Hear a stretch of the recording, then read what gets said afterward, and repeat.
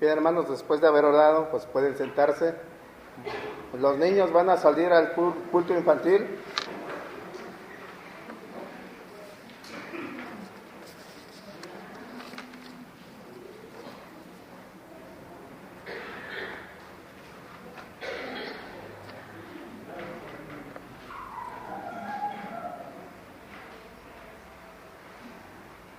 Bien, hermanos, en la predicación de la mañana de nuestro hermano Misael, pastor de la Iglesia del Divino Salvador.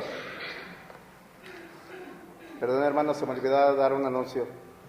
La hermana Leonor sigue recibiendo sangre y parece ser que no hemos podido apoyar en la donación de sangre para nuestra hermana. Hermanos, hay que apoyar. Ojalá haya jóvenes que realmente quieran donar, porque desgraciadamente para muchos que ya pasamos de los 40 no nos permite donar por la serie de medicamentos que hemos tomado y todo esto. Pero si hay jóvenes hermanos que pueden apoyar, la hermana sigue recibiendo sangre y necesitamos reponerla. Entonces, hermanos, hay que mostrar realmente el apoyo para esta hermana, que sabemos que está muy enfermita, y no se nos olvide. Ya se me iba a pasar, hermanos, pero no. Hay que apoyar, muchachos, los que pueden donar, que están fuertes y robustos y que pues no les va a pasar nada si les sacan una unidad y ellos se reponen rápido. Los que puedan, hermanos, está nuestra hermana Leonor. El que quiera saber cómo donar y dónde y cómo, David les va a dar todos los datos para que lo hagan, hermanos. Después de esto, hermanos, decíamos que en la predicación de la mañana de nuestro hermano Misael, pastor de la Iglesia del Divino Salvador, que tuvo a bien hablarnos también sobre el juicio, ¿se acuerdan? Los que vinieron en la mañana. Él decía que los creyentes, los que habían dormido y estado con el Señor, hablando de los que estaban muertos y resucitan, ¿se acuerdan que habló también del rapto para los que están vivos? Que no era rapto, porque era como robar. ¿Se acuerdan que dijo eso? Que podíamos utilizar otra palabra, que no fuera rapto, que puede ser arrebatamiento.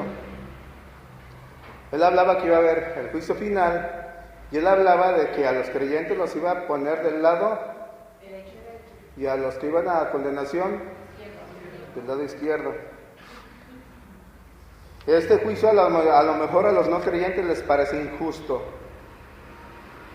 ¿Sí? Puede ser, ¿cómo? ¿Pero realmente va a ser un juicio injusto? No, porque el único que puede juzgar de manera perfecta es Jesús, porque aún Él, en su calidad de humano, cuando vino, fue perfecto. Nosotros a lo mejor vamos a tener juicios erróneos porque somos pecadores, pero Jesús no. Siguiendo la línea que nos dio el pastor de hablar de muerte, resurrección y todo lo que pasó con Jesús por estas fechas, puedo decirles, hermanos, que Jesús va a ser un juez justo, pero desgraciadamente Él no fue juzgado rectamente. Cuando le tocó ir al tribunal, había un grupo de personas que se le llamaba el Sanedrín, que eran los que cuidaban de la ley, eran los que ejecutaban, pero que, hermanos, se brincaron muchas cosas que debieron de haber hecho. Ellos tenían su propia ley, que le llamaban el Mishnah, ¿sí? Y tenían ciertas normas o leyes establecidas para poder enjuiciar a alguien. Hermanos, con Jesús tristemente no pasó así. ¿Qué leyes había? Les voy a leer algunas para que vean lo tremendo que fue para Jesús estar ante estas personas, en cierto modo tan mentirosas. Decía una parte de la ley que todos los juicios tenían que ser públicos, los juicios secretos estaban prohibidos, y esa es una parte del Sanedrín que se llama 1.6, como una parte de la ley que ellos tenían que ser públicos. ¿A Jesús lo enjuiciaron así? No. Todos los juicios tenían que hacerse en la sala de los juicios del área del templo. Había una sala especial para los juicios. ¿A Jesús lo enjuiciaron así? No. ¿A dónde se lo llevaron por primera vez? No. Se lo llevaron a la casa de Caifás. ¿Y saben dónde lo tenían? En el patio de su casa. Estaba totalmente prohibido por su misma ley. Los casos de sentencia de muerte requerían un mínimo de 23 jueces y no estaban todos porque fue en la noche. La persona acusada no podía testificar contra sí misma.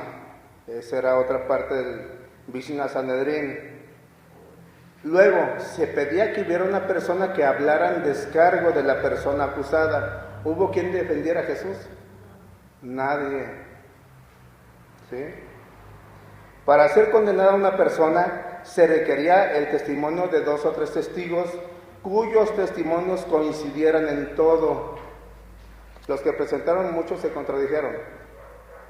¿Sí?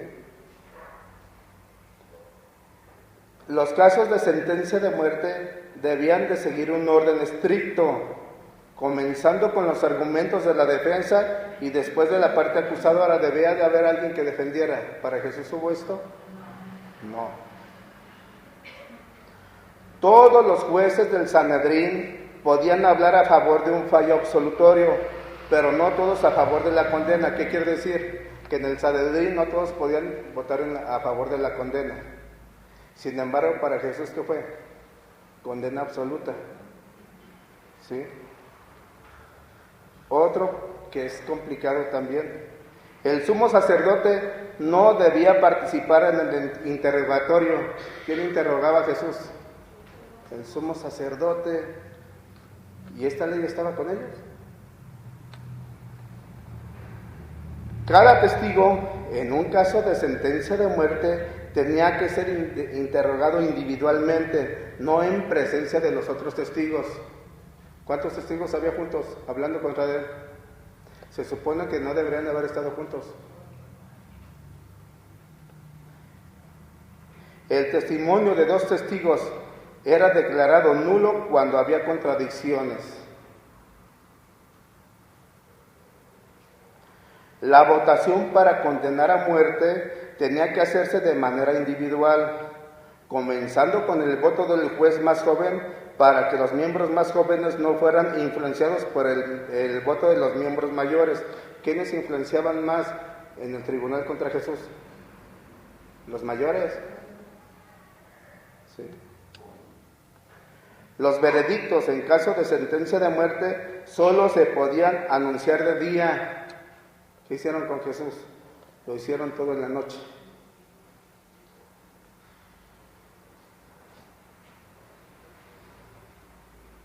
Los miembros del Sanedrín, fíjense, está interesante, los miembros del Sanedrín debían reunirse en parejas durante toda la noche. ¿Para qué? Para discutir el caso y volver a reunirse todos después, con el fin de confirmar el veredicto final e impartir la sentencia. No se hizo así. Se supone que cada miembro debía haberse juntado con otro y toda la noche estar pensando. ¿Sí? El castigo de la pena de muerte no podía ejecutarse sino hasta el día siguiente. Con Jesús fue de inmediato. Lo sentenciaron. El juicio para Jesús no fue justo. ¿Se dan cuenta de la cantidad de anomalías e ilegalidades que hubo? Sin embargo, fue sentenciado a muerte. Eso nos habla de algo más grandioso. Nos habla, hermanos, de algo que sucedió después, que muchas veces lo tomamos a la ligera y que no hemos pensado en ello. Si usted de repente va en la calle, hermano, y al azar agarra a una persona y le pregunta lo que a lo mejor vimos en la primaria, y le pregunta a alguien al azar y le dice: oye, ¿te acuerdas de la batalla de Waterloo? ¿Quién se acuerda? A lo mejor algunos se van a acordar, puede ser, Y también puede ser que incluso algunos se sepan qué bandos estaban peleando. Algunos a lo mejor no nos acordamos, porque muchos pasamos por la primaria hace varios ayeres. Y algunos no sé si se acuerdan que uno que estaba a cargo de un batallón era un general francés, chaparrito, que ahí fue en la batalla de Waterloo donde él recibió su peor derrota. Y yo creo que va a ser difícil que nos acordemos quiénes eran los otros, contra quién peleó. Era el duque de Wellington. Él comandaba 3 tropas, traía alemanes, traía británicos y traía holandeses. Si les pregunto en qué año va a estar peor, ¿están de acuerdo? Sabe, fue por ahí en el 1851. Van a decir, el hermano David, qué cerebrito es. No, yo lo tuve que anotar. ¿Por qué, hermanos? Porque el saber o no historia de repente no nos afecta tanto. ¿Sí? Por ejemplo, sabemos que hubo un libertador llamado Hidalgo y todo esto. A veces le preguntan a los políticos si no saben, les preguntan qué se celebra el 21 de marzo, y algunos dicen cada barbaridad, y hasta ahí no pasa. Pero hubo un acontecimiento en la historia que no podemos ignorar. ¿Por qué, hermanos? Por su enorme, dice, repercusión aquí, ahora y por toda la eternidad. ¿Por qué? No hay ningún evento con tanta relevancia. Fue la resurrección del Señor, que a veces se nos olvida. Es un evento grandioso, que no tiene, como dicen, parangón, hermanos. Y es tan común para nosotros los cristianos hablar de la resurrección, que como a veces como que se nos olvida medir qué tan grande fue esto para cada uno de nosotros. Los invito a que abran Juan 20.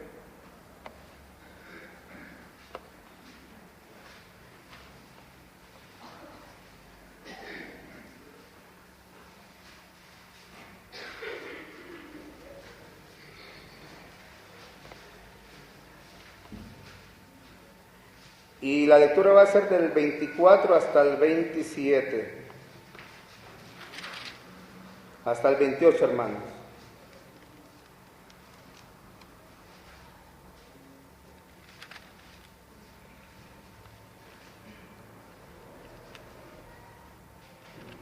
Voy a pedir a alguien que lea fuerte, a nuestro hermano Damián, que nos haga esta lectura, hermano, desde allá para que lo alcancen a escuchar hasta acá. Juan 20, del 24 al 28, hermano. Pero Tomás, uno de los 12, llamado Dídimo, no estaba con ellos cuando Jesús vino. Le dijeron, pues, los otros discípulos: al Señor hemos visto. Él les dijo: si no vieres en mi mano la señal de los clavos, y me quiere mi dedo en el lugar de los clavos, y me quiere mi mano en su costado, no creeré. 8 días después estaban otra vez sus discípulos dentro, y con ellos Tomás. Llegó Jesús, estando las puertas cerradas, y se puso en medio y les dijo: paz a vosotros. Luego dijo a Tomás: pon aquí tu dedo y mira mis manos, y acerca tu mano y métela en mi costado, y no seas incrédulo, sino creyente. Entonces Tomás respondió y le dijo: Señor mío y Dios mío. ¿Y el 29? Jesús le dijo: porque me has visto, Tomás, creíste. Bienaventurados los que no vieron y creyeron. El sermón se llama, hermanos, la gloria de la resurrección. El primer punto es el reto de un escéptico.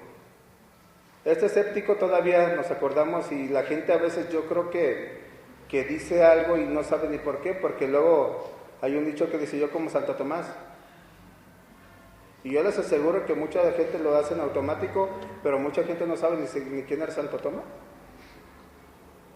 Que dicen ver para creer, ¿verdad? ¿Qué pasó con los apóstoles? Aquí hay algo preocupante porque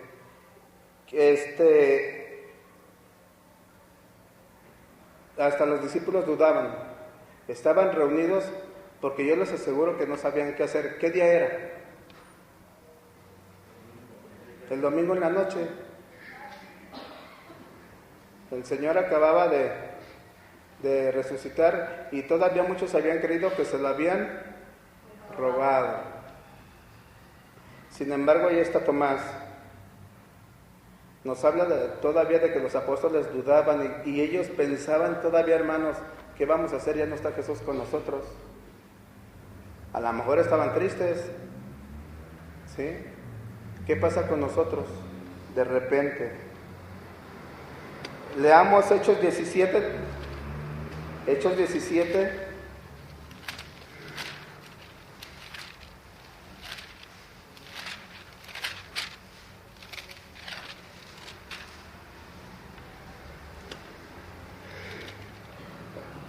El versículo 32 dice, hermanos, pero cuando oyeron los de la resurrección de los muertos, cuando oyeron lo de la resurrección de los muertos, unos se burlaban y otros decían, ya te oiremos acerca de esto otra vez.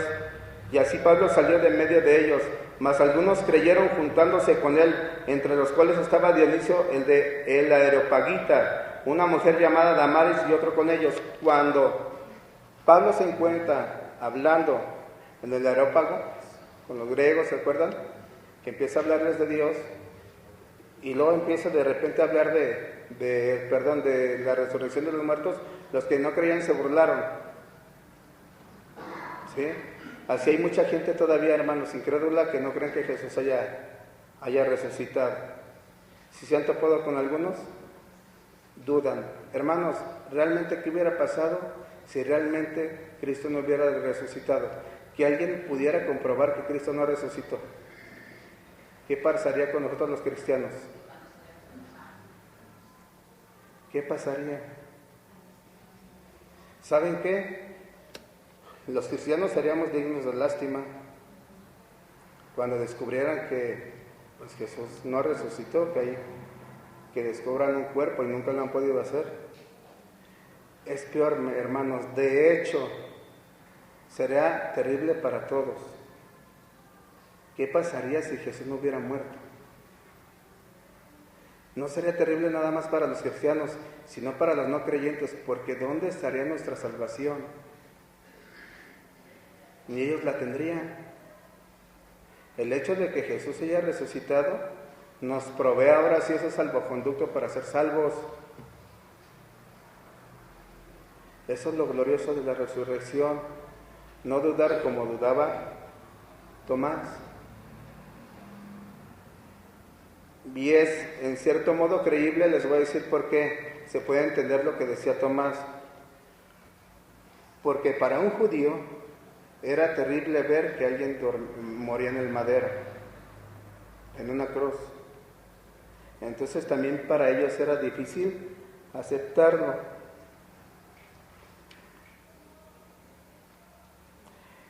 Leamos, hermanos, en 1 Corintios 15.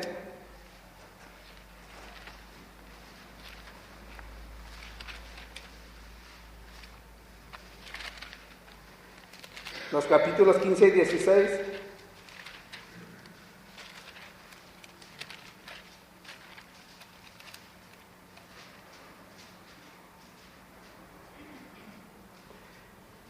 Decía Pablo en 1 Corintios 15, los versículos 15 y 16 dicen así: y somos hallados falsos testigos de Dios, porque hemos testificado de Dios que Él resucitó a Cristo, al cual no resucitó, si en verdad los muertos no resucitan, porque si los muertos no resucitan, tampoco Cristo resucitó. Y dice el 17, y si Cristo no resucitó, vuestra fe es vana, aún estáis en vuestros pecados. ¿Se dan cuenta que si Cristo no hubiera resucitado, estaríamos en problemas muy graves? Todos seríamos condenados. Vana sería nuestra fe, dice, y estaríamos todos muertos todavía en pecado. Gracias a Dios porque proveyó a su Hijo para morir por nosotros. Sin embargo, todos dudamos. De repente, una vez, yo recuerdo que nuestro hermano Francisco Morales nos hizo esta pregunta a los adultos. Nos dice, hermanos, ¿dudamos como cristianos? Y luego como que todos como buenos cristianos, pues nadie levantó la mano. Todos no, pues yo no. No. Y nadie dudamos. Sin embargo, hermanos, a veces de repente como humanos dudamos del matrimonio. Cuando hay problemas dices, híjole, se me hace que esta no me tocaba. De haber sabido, ni me caso. No sabía toda la responsabilidad. Y luego empiezas a dudar de que si es la mujer o el esposo que Dios te puso, que Dios te dio. ¿Hay dudas o no hay dudas? Y estamos hablando de cristianos, ¿eh? Tomás tuvo duda, ¿sí? Luego con los hijos. A ver, Señor, como que a veces le queremos reclamar a Dios. A ver, yo hacía mi devocional diario, apliqué todos los principios que la Biblia dice para con mis hijos, luego he orado diario, y mis hijos no se convierten. ¿Dónde estás? Y empezamos a querer echarle la culpa a Dios de las cosas que dejamos de hacer nosotros como padres. Y empezamos a dudar, entonces no vale porque mis hijos no se convierten cuando la labor era desde que estaban pequeñitos. Dudas. Luego, a ver, le mandaste una enfermedad a mi hijo. Difícil. Dudo que tú seas Dios, no lo curas. ¿Por qué le pasó esto a mi hijo? ¿Por qué le pasó a mi hija? ¿Por qué le pasó a mi hermano, a mi hermana? Y empezamos a flaquear, y empezamos a perder firmeza, y empezamos a dudar y a renegar contra Dios. Luego, hermanos, dudamos a veces de la iglesia. Porque luego es mentira si decimos que esta es una iglesia maravillosa. Todos nos hablamos bien, nos llevamos bien, compartimos todo lo que tenemos, todos nos amamos. Y llega gente que empieza a ver eso y dice, ah, caray, pues creo que aquí no es lo que yo buscaba. Lo que es importante, que hablaba con los embajadores, que les adelanté un poquito de esto, que se nos olvida, hermanos, que cada uno de nosotros somos pecadores, así como Tomás. Por eso de repente vemos algo en la iglesia y como que nos tambalea. Pero hermanos, somos pecadores que estamos en proceso de santificación. Estamos en ese proceso y vamos a seguir metiendo la pata, incluyendo al pastor, aunque sea pastor. Y si tenemos la mirada puesta en el pastor, con el montón de errores que tiene, aunque sea pastor, hermanos, vamos a empezar a dudar. ¿Y saben qué va a pasar? Va a pasar lo que está pasando en muchas iglesias ahorita. Hay fugitivos eclesiásticos. No me gustó. Y luego, pues vámonos a Emanuel. Y en Emanuel empiezan a ver los mismos detalles. ¿Y qué pasa? Pues vámonos a la primera y empiezan a ver fugitivos eclesiásticos, que otro pastor decía, hermanos chapulines, que andan de brinque y brinque en iglesia y tras iglesia. Miren, hermanos, estábamos en una iglesia hace como 8 años, 9 años, no más, como 11 años. Llegó una familia bien curiosa. Traía a 2 muchachos. Y empezaron, uno de esos muchachos no estaba muy bien, razonaba bien y todo eso, de la cabeza medio fallón, y empezó a contar en todas las congregaciones en que habían estado, no sé, en los últimos 2-3 años. Yo creo que casi todas las iglesias bautistas y una que otra pentecostal.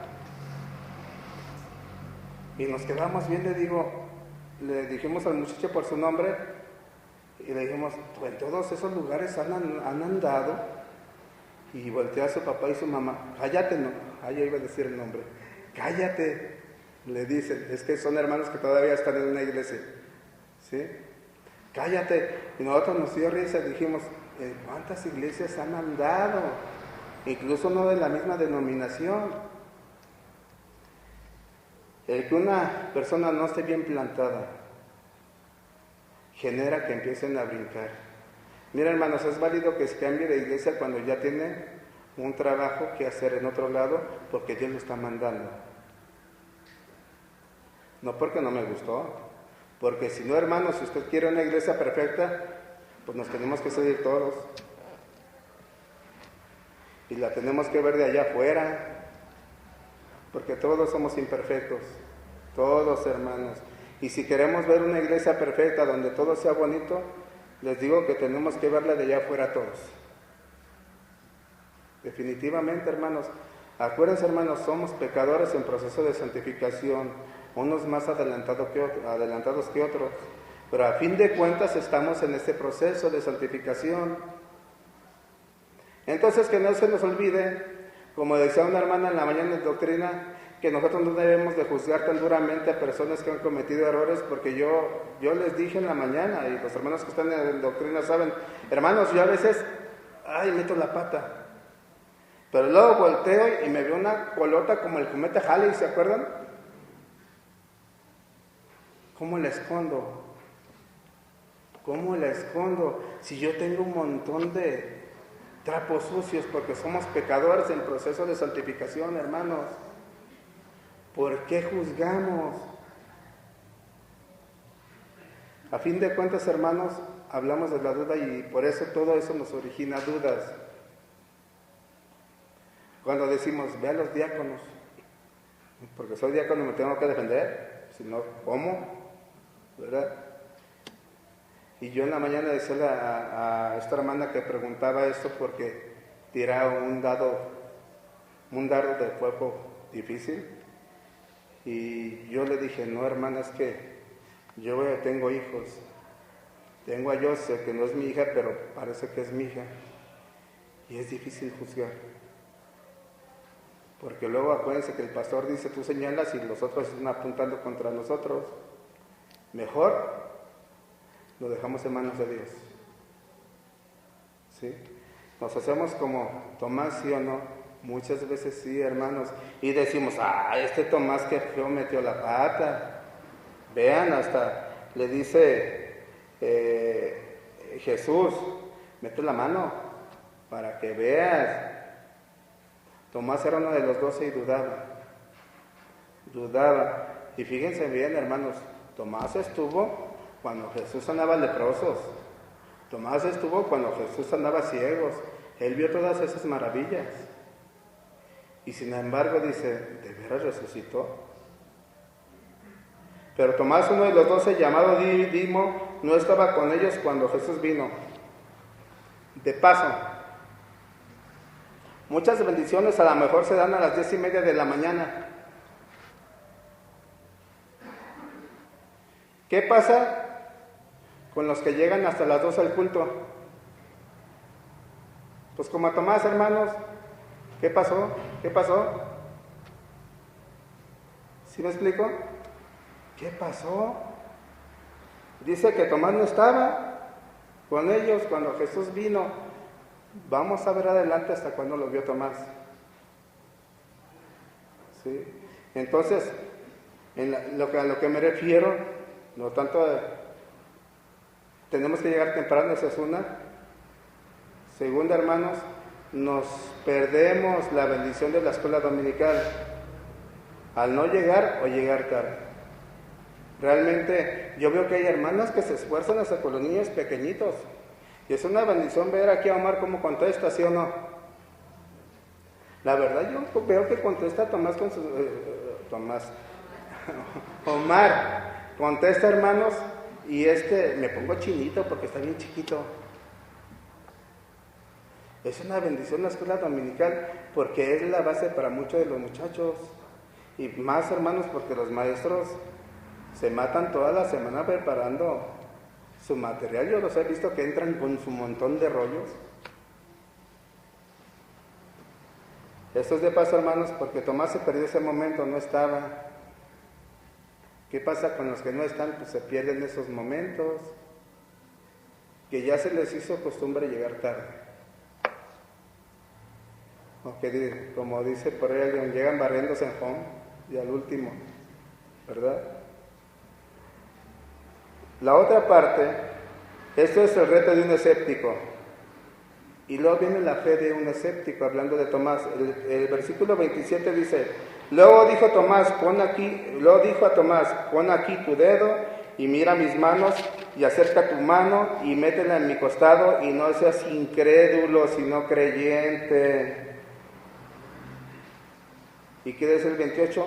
Entonces Tomás respondió y le dijo, Señor mío y Dios mío. Hermanos, esta última expresión es como un cortocircuito a nuestro cerebro, a nuestro entendimiento, a nuestra razón. Señor mío y Dios mío. ¿Cuántas veces le hemos dicho así a Jesús? Como Tomás. Miren, hermanos, esa otra parte también de la doctrina de los bautistas, el arrepentimiento de Tomás. ¿Sí? Entonces Tomás respondió y le dijo, Señor mío y Dios mío. ¿Se dan cuenta de la declaración tan grande de Tomás? Les voy a decir por qué. ¿A quién le llamaban Señor? En griego es kurios. En el Antiguo Testamento esa palabra nada más estaba dada para Jehová. ¿A quién se la estaban aplicando? A Jesús. Hermanos, Jesús es Dios. Está claro. Y mucha gente se atreve a decir que adoramos a 3 dioses. Cuando Tomás se dobla, hermanos, fue un arrepentimiento y un reconocimiento de Jesús como Dios. Yo creo que debemos de aprender a doblarnos como Tomás.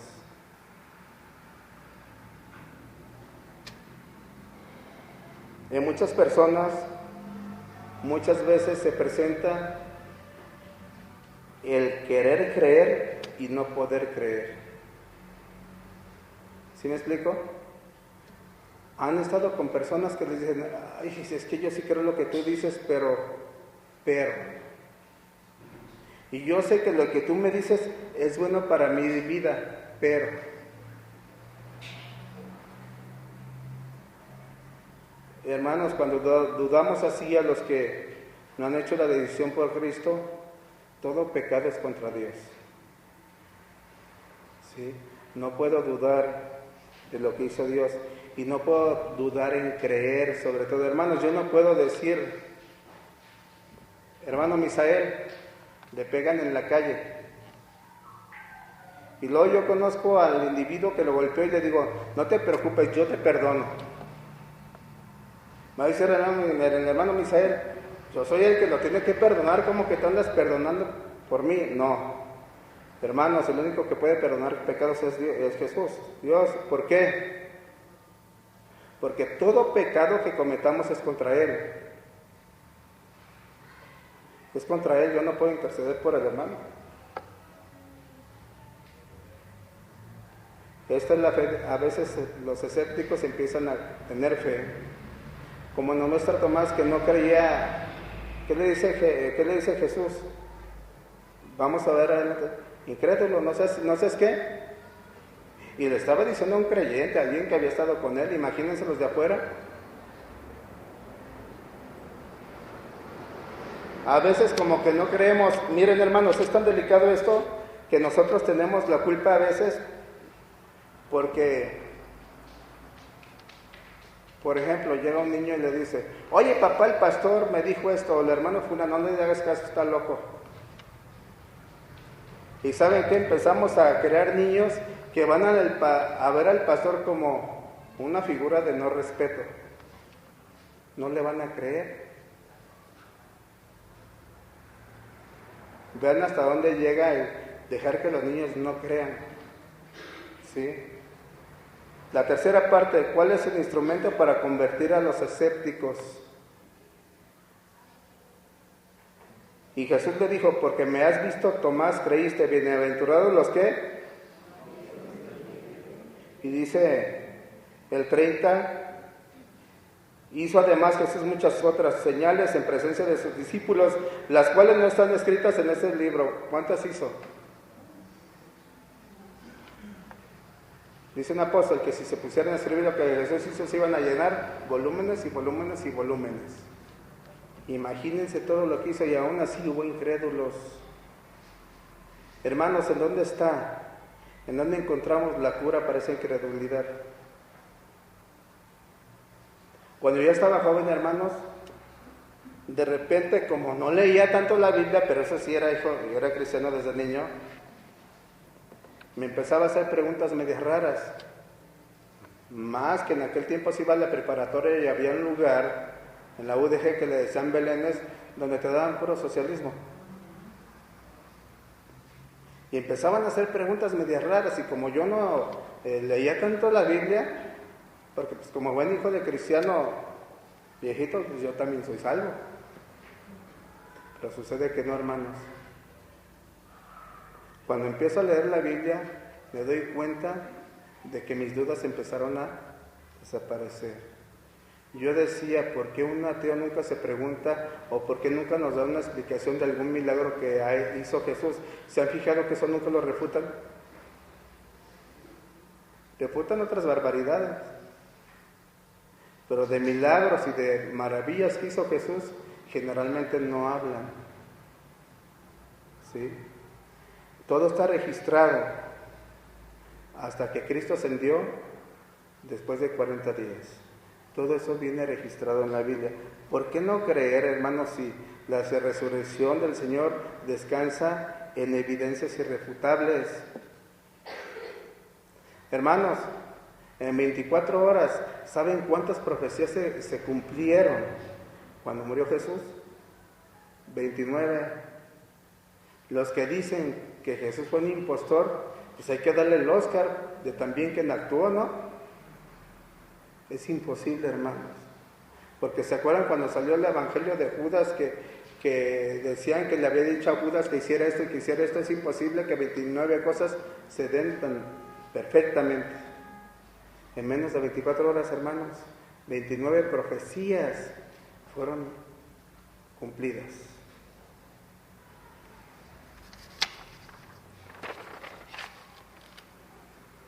Algunas pocas, hermanos.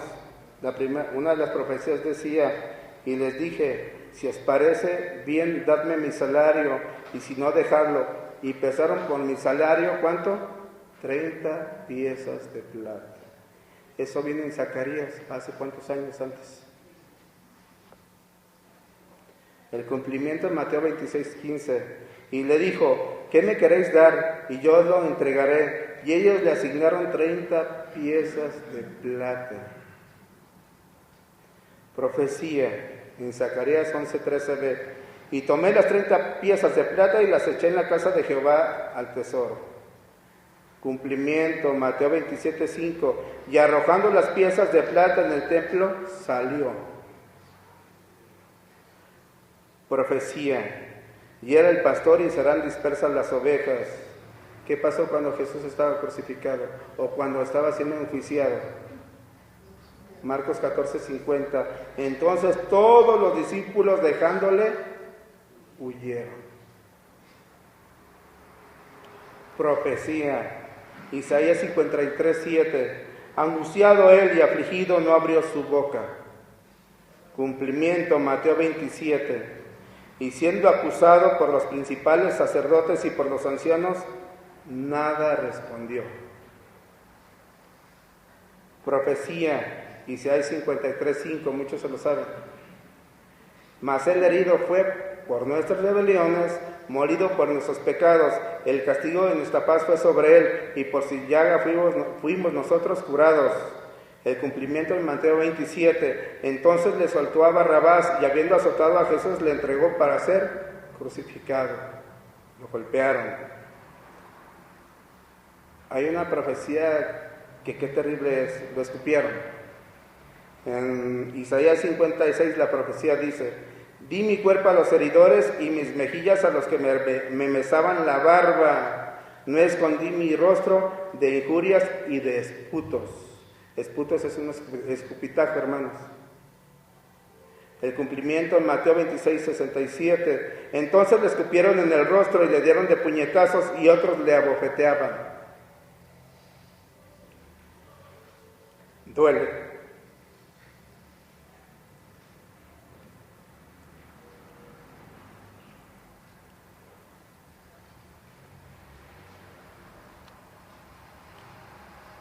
Crucificado con ladrones.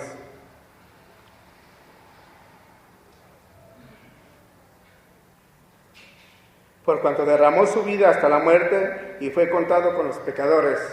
En Isaías 53:12 el cumplimiento. En Mateo 27 de nuevo. Entonces crucificaron con él a 2 ladrones, uno a la derecha y otro a la izquierda. Otra profecía. La gente meneaba la cabeza. En el Salmo 22:7 dice: yo he sido para ellos objeto de oprobio, me miraban y burlándose meneaban la cabeza. En Mateo 27:39 dice, hermanos, y los que le pasaban le injuriaban meneando la cabeza. Nada más anoté 8 de las 29. Los que se atreven a decir que Jesús actuó no tienen ninguna base para decirlo. Hermanos, ¿quiénes somos nosotros tan siquiera para sacar un domingo y no venir? Cuando el Señor dice que va a estar en medio de ellos, Él lo promete. ¿Y quiénes somos nosotros, hermanos, para después de todo eso que le pasó, dejarlo esperando en la iglesia?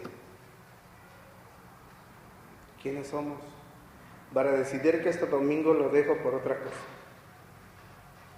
Me voy más allá, hermanos, porque a mí también me pega. ¿Quién soy yo para dejarlo esperando el miércoles y el viernes? Después de todo lo que hizo por usted y por mí. ¿Quién soy yo? Nadie, hermanos. Nadie. Cuando el pastor se muere porque vengamos el miércoles y el viernes y metemos un montón de pretextos, ¿realmente lo merece Dios? Jesús después de todo lo que sufrió, y aún algo peor, hermanos, ¿está usted luchando contra Dios? Dice Lucas 11:2, el que no está conmigo, está contra mí.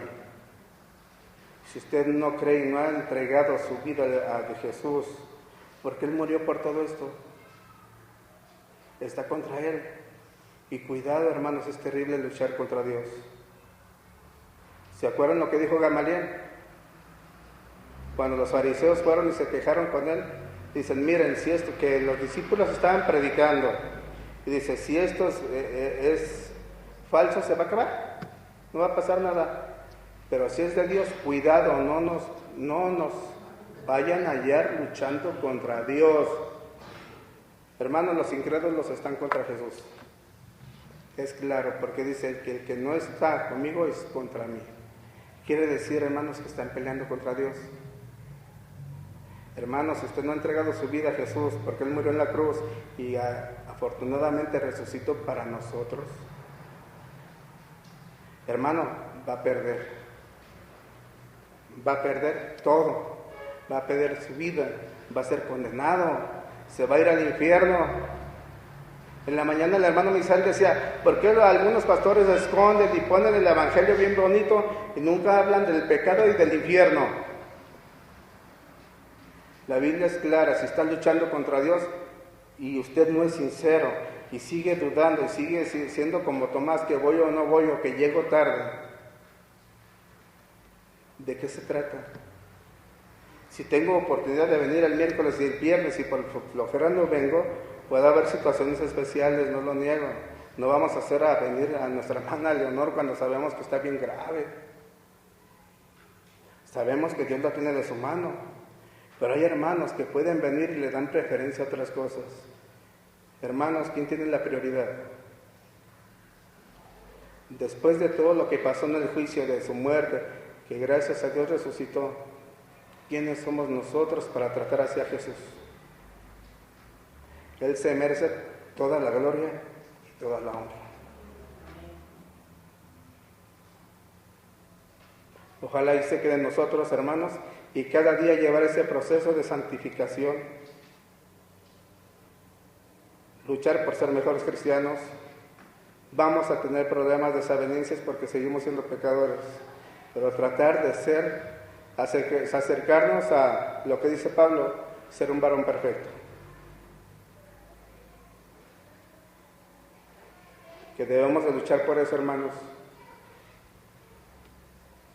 La reflexión, hermanos, ¿está luchando usted contra Dios? Que Dios les bendiga.